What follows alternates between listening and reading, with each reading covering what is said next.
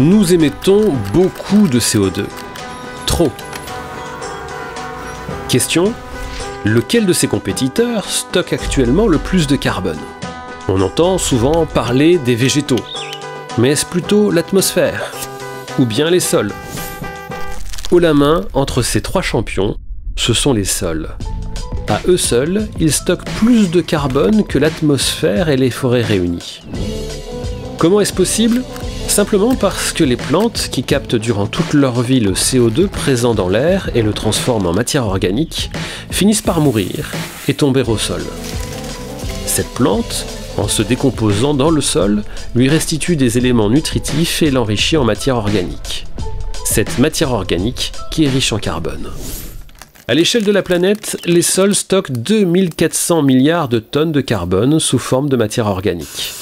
À comparer aux 9 milliards de tonnes de carbone que nous relarguons chaque année dans l'atmosphère en brûlant charbon, pétrole et gaz. 2400 milliards contre 9 milliards, les scientifiques ont fait leurs calculs. En augmentant chaque année de 4 pour 1000 la quantité de matières organiques présentes dans les sols, nous pourrions compenser les émissions de carbone d'origine fossile qui menacent le climat. Quelles sont les pistes pour y parvenir? D'abord, ne pas perdre les stocks existants dans les prairies, les forêts. Mais aussi changer profondément nos pratiques agricoles. Éviter de laisser des sols nus, y compris en hiver. Multiplier les bandes enherbées. Replanter des haies et des arbres sur les parcelles. Réintroduire des prairies temporaires dans les rotations. Laisser au sol des résidus de culture. Développer les connaissances, car les sols sont un milieu foisonnant de vie, mais malheureusement encore méconnu. Ils nous fournissent pourtant tout ce qui nous est essentiel. Nos matériaux de construction, nos meubles, de quoi remplir nos frigos, notre café du matin, les vêtements que nous portons, et même, oui, la feuille de vigne du plus simple appareil. À tel point que si nous cessons de produire ici, la production devra se faire ailleurs pour répondre aux besoins. Notre action sur les sols trouve un écho mondial. Pourtant, à chaque heure qui passe, rien qu'en Europe, 11 hectares de sols fertiles sont perdus au profit de l'urbanisation. C'est plus de 250 hectares perdus par jour.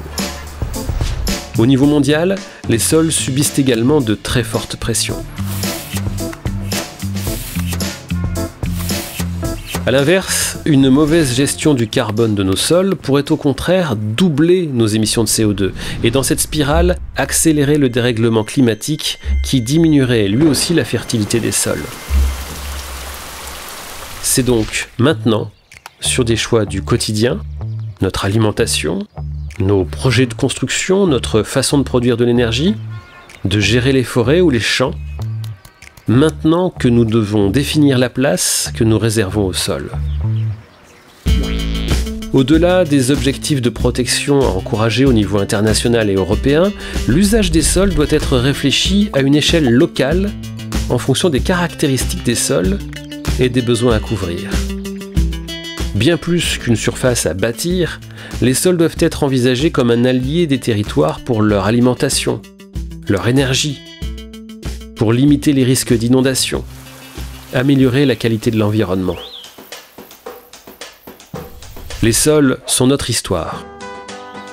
Pour constituer 10 cm de sol fertile, il faut 2000 ans. Et les sols sont notre avenir. Car, avec la même échelle de temps, les choix que nous faisons maintenant produiront leurs effets sur des décennies, voire des siècles.